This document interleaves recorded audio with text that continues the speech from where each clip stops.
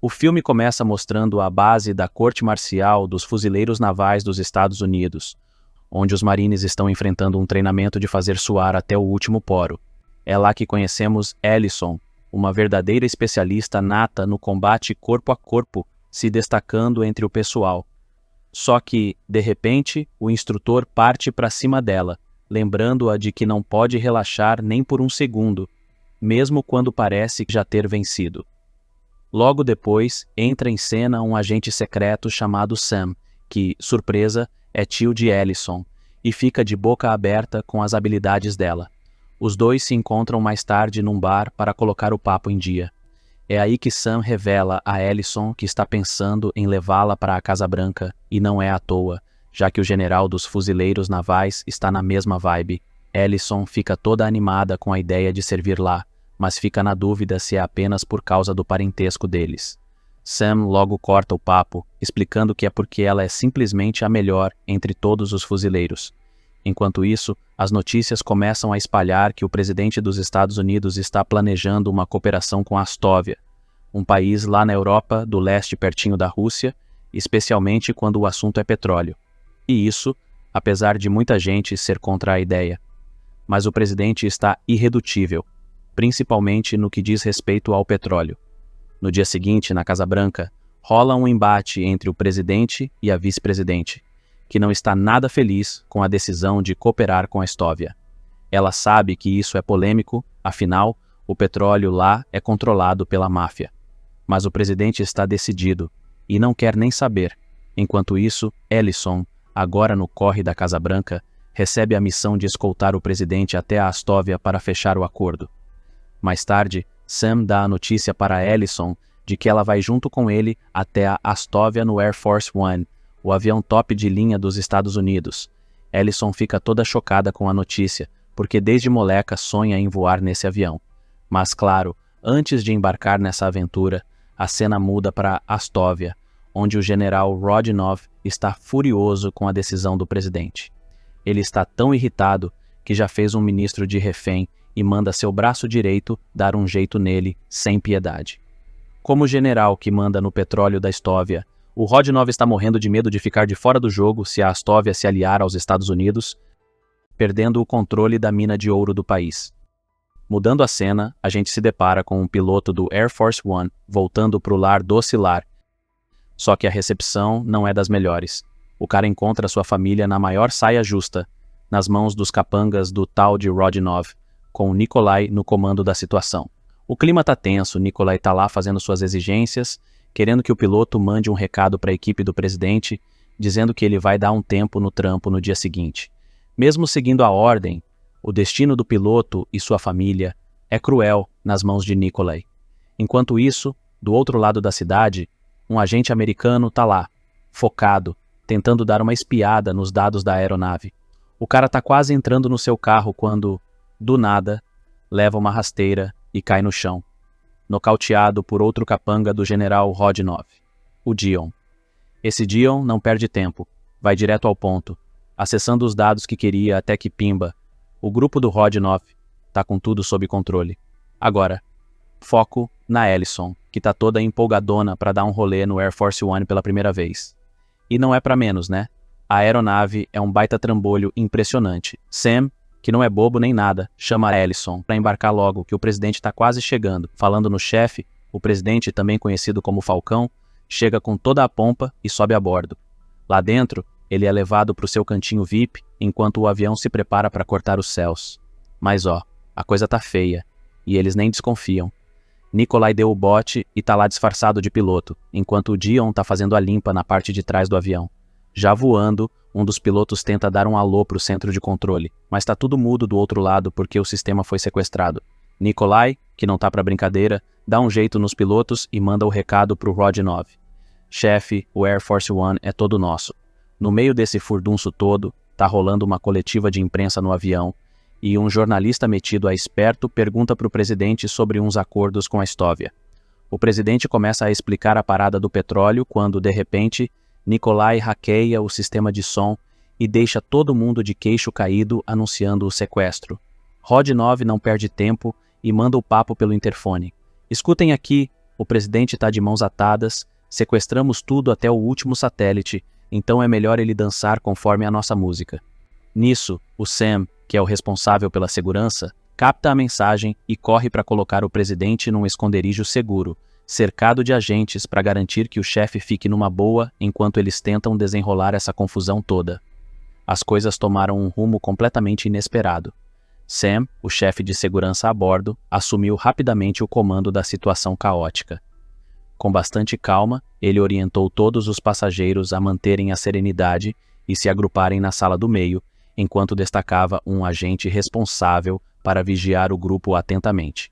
Mas a tranquilidade era apenas aparente. De forma abrupta e chocante, um dos agentes encarregados de proteger os passageiros foi brutalmente assassinado. Um suposto jornalista da Movia, que revelou sua verdadeira identidade como um dos aliados de Rodionov. Esse jornalista, ao lado de um cúmplice, indicou uma realidade perturbadora. O número de infiltrados no avião havia aumentado para 4. Em outro canto do avião, a tensão aumentava. 2 agentes, ao investigarem o cockpit, encontraram seu destino nas mãos frias de Dion, um dos infiltrados, que os eliminou sem hesitação. Com um gesto codificado, uma série de batidas na estrutura do avião, Dion comunicou a Nikolai que o controle do Air Force One estava agora firmemente em suas mãos. Nikolai não perdeu tempo e se declarou o novo comandante do voo, exigindo que o presidente abandonasse seu refúgio. Para demonstrar que suas ameaças não eram vazias, ele provocou uma turbulência controlada, ferindo Sam com um objeto pontiagudo que voou pelo ambiente. Mesmo ferido, Sam permaneceu focado em sua missão. Ele instruiu Ellison sobre a prioridade absoluta, a segurança do presidente. Ele a encorajou a se mover para um local mais seguro, enquanto ele tentava estancar o sangramento de sua perna. Nikolai, impaciente, aumentou a pressão sobre o presidente, estabelecendo um prazo para que ele cedesse às suas exigências. Sob a intensa pressão, o presidente optou por se juntar aos outros passageiros na sala do meio, uma decisão que custou a vida de 2 agentes que o acompanhavam, surpreendidos e abatidos por Dion. Levado a uma nova cabine, o presidente se viu diante de Rodionov, que lhe impôs uma tarefa sinistra: gravar um vídeo renunciando a uma importante cooperação internacional. Ao mesmo tempo, o jornalista infiltrado mantinha um controle rígido sobre o presidente. No entanto, um momento de distração forneceu ao presidente uma oportunidade de resistência, embora breve. Enquanto isso, Dion, confiante em seu disfarce, preparava-se para avançar para a cabine de classe B, mas não esperava pela astúcia de Ellison, que decodificou o padrão de suas batidas. Com o jornalista agora em busca de Sam e Ellison, esta última viu sua chance de agir.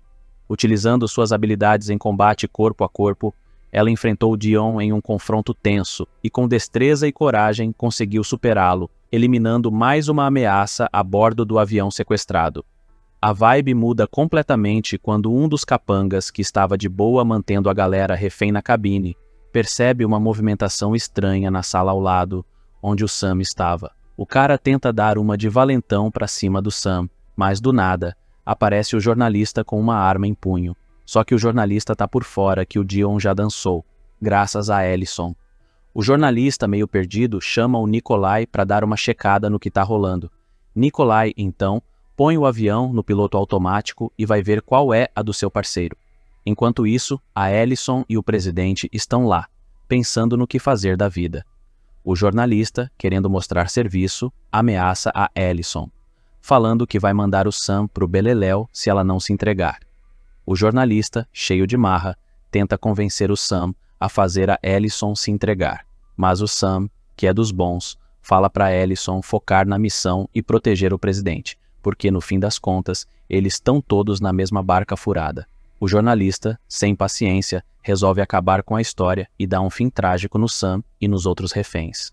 A Ellison, ao ouvir os tiros, fica num desespero só, achando que o Sam virou história.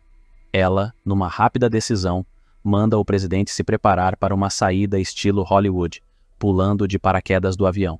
Quando o Nikolai dá as caras, a Ellison não pensa 2 vezes e manda bala, mas acaba arranhando a mão do presidente no processo. Os dois, então, fazem aquele salto de paraquedas, deixando os vilões com cara de tacho. O jornalista, frustrado, corre para contar para o Rodionov que o presidente e a Ellison deram no pé e caíram em algum lugar perto do vale, ali do ladinho da Rússia. Enquanto isso, a galera do centro de controle do Air Force One tá quase tendo um treco, porque o avião sumiu do radar. Eles correm para avisar a equipe da Casa Branca. Mark, que é o chefe de gabinete do presidente, dá a notícia para a vice-presidente, que fica preocupado com as chances de sobrevivência do presidente. Mark recebe a missão de ir para Astóvia atrás de ajuda, enquanto Ellison e o presidente, já em terra firme, procuram um lugar para se esconder e planejar os próximos passos. Ellison, sempre pensando rápido, lançou a ideia de que eles precisavam pegar uma altitude maior para terem uma chance melhor de captar algum sinal e pedir ajuda.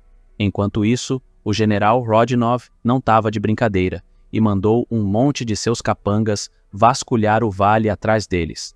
Após uma ralação o dia inteiro, Ellison e o presidente deram de cara com uma cabaninha escondida no meio da floresta e decidiram que aquele seria um bom local para descansar e passar a noite. Dentro da cabana, o clima era de companheirismo. Ellison, mostrando que também tem talento para a enfermagem, cuidou do presidente. Eles aproveitaram esse momento de calmaria para refletir sobre a confusão toda que aconteceu, principalmente sobre como o avião foi sequestrado e a conexão com o Sam, que era mais que um tio para a Ellison. Naquela noite, eles trocaram altos papos, compartilhando experiências e até desabafos. O presidente até pediu desculpas pela morte do Sam, e Ellison, com o coração apertado, falou sobre o quanto Sam significava para ela, principalmente depois que ela perdeu os pais. Na manhã seguinte, Ellison acordando, meio que sem jeito, apoiada no ombro do presidente. E o presidente, numa boa, disse que não tinha problema nenhum, até soltou uma piadinha sobre estar solteiro. Quando retomaram a jornada, não demorou muito para esbarrarem com a galera do Rodionov. Ellison até tentou dar conta do recado e mandou alguns para o chão, mas logo viram que estavam em desvantagem numérica. O presidente, vendo o cenário, sugeriu que se rendessem, já que a situação estava ficando feia. Acabaram na base do Rodionov, se sentindo meio que sem saída. Ellison estava se sentindo mal, pensando que tinha falhado com o Sam, que tinha depositado tanta confiança nela. E lá estava o presidente, cara a cara com o Rodionov, que começou a falar um monte contra os capitalistas e tal. O presidente tentou argumentar, dizendo que a tal cooperação ia ser boa para os dois países, mas o Rodionov não queria nem saber, já que ele tinha o controle do petróleo e não estava a fim de dividir nada. O Rodionov, então, queria forçar o presidente a gravar um vídeo jogando a culpa no presidente da Astóvia e cancelando a cooperação. O presidente, firme, se recusou a fazer o vídeo, mesmo com Rodionov ameaçando fazer mal a Ellison. Rodionov, jogando sujo, deu 1 hora para o presidente decidir se ia ceder à pressão ou encarar as consequências. Era uma situação tensa, com o destino deles pendurado em uma decisão difícil. Numa reviravolta que ninguém esperava, o braço direito de Rodionov achou que podia intimidar a Ellison. Mas ela, ninja que só, deu conta do recado e silenciou o cara para sempre. Não satisfeita, ela partiu para cima dos outros inimigos, numa limpeza geral. Do outro lado, o presidente, meio contrariado, seguia as ordens de Rodionov para evitar que Ellison se ferrasse ainda mais. Um pouco depois, chegaram 2 maquiadores para dar um tapa no visual do presidente antes dele gravar o tal vídeo de confissão. Mas olha, a Ellison não estava nem aí para o clima de salão de beleza. Ela pegou um rifle e começou um rebuliço justo quando o presidente ia começar a gravar. Foi um Deus nos acuda, e no meio da confusão, Rodionov e o presidente sacaram que Ellison era a responsável pelo caos. A moça estava on fire, botou para quebrar e deixou Rodionov num mano a mano com o presidente. Rodionov atirou na Ellison. E aí, tá gostando desse big resumo? Comente Big Ellison, pra gente saber que você realmente gostou e acompanhou até o finalzinho. Agora vamos continuar. Mas aí o presidente, numa de herói, virou o jogo e mandou Rodionov pro espaço. No fim, Ellison e o presidente saíram dessa vivos. No dia seguinte, o Mark, que é tipo o braço direito do presidente, deu as caras, todo aliviado por encontrar o chefe vivo. Ele até sugeriu que eles picassem a mula dali para uma pista de pouso para voltar para os Estados Unidos. Mas o presidente, preocupado, pediu para cuidarem primeiro da Ellison. Mark, meio que se rendendo, concordou.